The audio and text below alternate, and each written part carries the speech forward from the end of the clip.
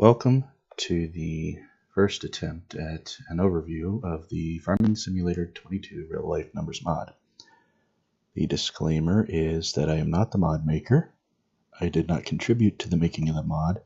I did not test the mod, so therefore I am no more qualified to review this mod than you are. So take anything I say here with a grain of salt, as I could be wrong.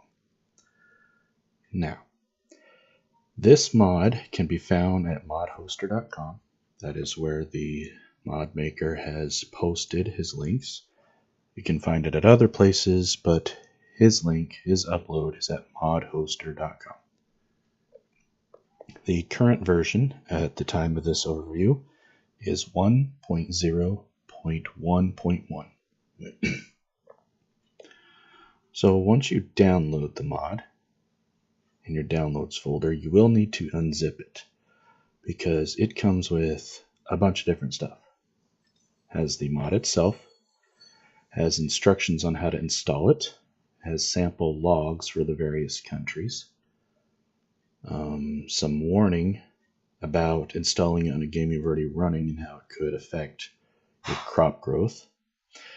It's got a ton of documents on information about animals, about contract works, crop growth, crop management, and technology. Feel free to read into those. They'll help you customize the game to your liking.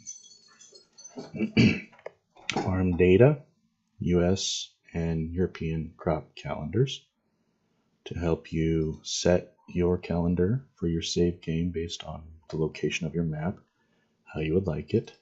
Some sample screenshots of the crop calendars as he has set them up, but they can be adjusted.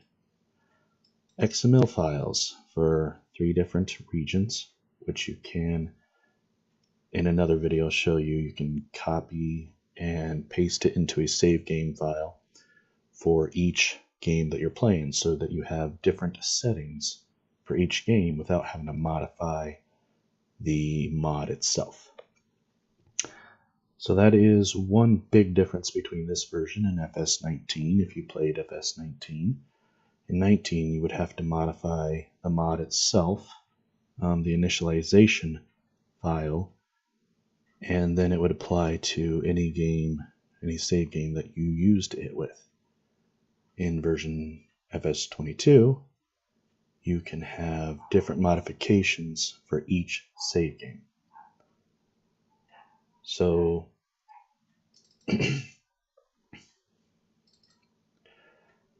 in the description, it's got the changelog of what all he's updated. This mod's purpose is so that you can customize your gameplay to how you see fit and how you would like it. There are many different scripts that are run. You can, as it says, comment out any script that you don't want to use, except for this first one. For instance, there is, let's see, field prices. Is it field prices or farmlands? I think there's a farmlands one.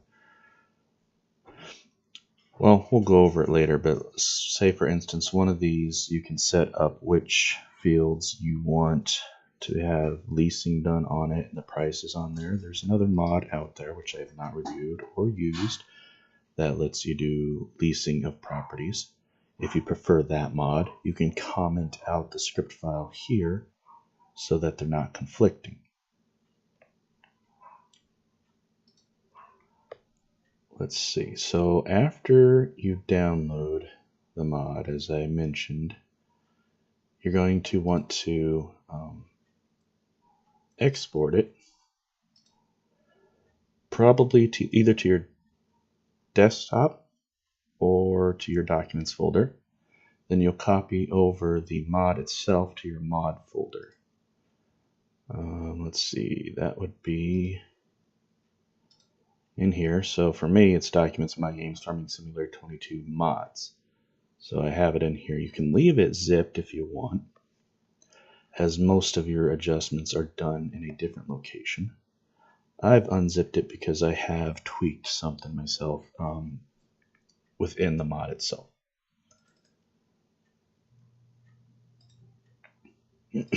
Under mod settings, so once you've copied the mod over to your mods folder, you can go to your Documents, My Games, Farming Simulator 22. So right below the mods folder is a mod setting folder. Within there, if it's not already created, you can create a real life numbers folder. Within that, you can set folders for each save game. I'm only running game 1 and game 3. So if I had a same game for 2 and I still wanted to use the mod, I can. It would just use the default generic values that come within the mod itself versus anything you specifically set for that particular save game within these folders.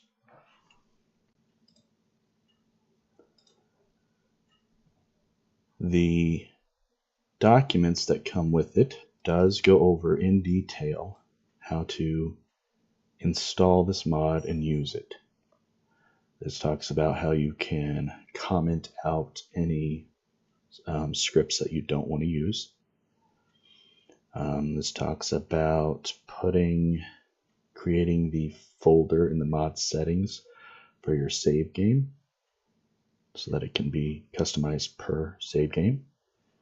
It does say unzip it outside of the Farming Simulator folder because it has all those other documents and files and whatnot that do not pertain to the game itself. It's just information. It talks about the XML files. So he has some set for each region. These are the files you can copy and paste into that save game folder so that you can adjust them specifically. If you do not want to use, if you do not want to customize one specifically, just don't copy it in. Like crop growth, if you're playing on a map that has a custom crop growth calendar and you don't want to overwrite it, do not put this in your save game folder. Or, now we'll go over that at another time.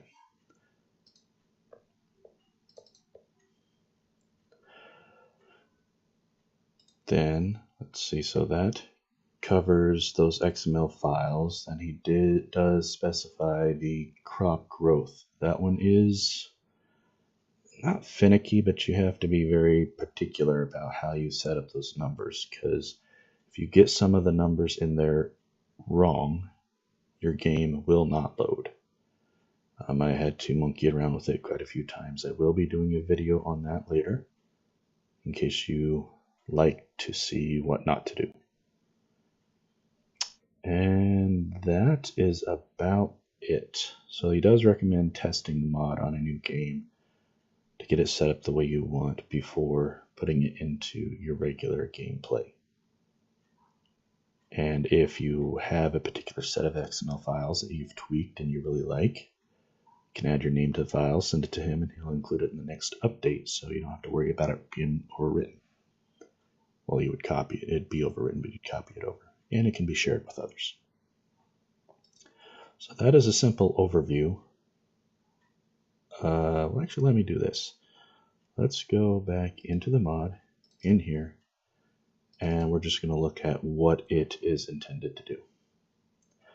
So field prices, you can change field prices, the amount per hectare, and whether it's leased land or not. You can make adjustments to fruit types, fill types, spray types, the amount used when harvesting, planting, the amount produced, your yield on growth, store prices, leasing. That's something I did adjust myself, the leasing of vehicles. Contract rewards, greatly reduced from base game. You can adjust those. Selling stations, if you want certain selling stations to have higher prices versus others, etc. Tree log prices, I've not gotten into that one yet. Stone scaling, so if you want to use stones but you think there's just too many stones appearing in default game, this reduces the size of stones. It can't prevent the stones from spawning, but it reduces small ones to where they're not seen and they have no effect on your equipment. Reduces the larger ones to where they appear smaller and they have a reduced effect on your equipment. I've noticed I don't think you can use a roller to push those stones back in the ground. Even though they appear small, they're actually still the large stones. So you will need to use a stone picker to pick them up. Animal scaling, that's not the size of the animal, that's how much feed they require, how much manure, milk, wool, etc. they produce. It adjusts at what age they start producing milk. It adjusts how much they consume during pasture months, summer months versus winter, where you need to feed more during the winter and they're meant to be eating grass in the fields during the summer. Harvest bonus scaling, we'll look at that one later. Crop growth, that's where you can set your custom crop growth calendars. And loans, adjusting the rates of loans, etc. and max limit of loans. So we'll try to go over most of these in future videos, but that is what the mod is intended to do. So you can customize the game to your liking. So join me in the next video for more detailed view at 1 or 2 or 3 of these other scripts.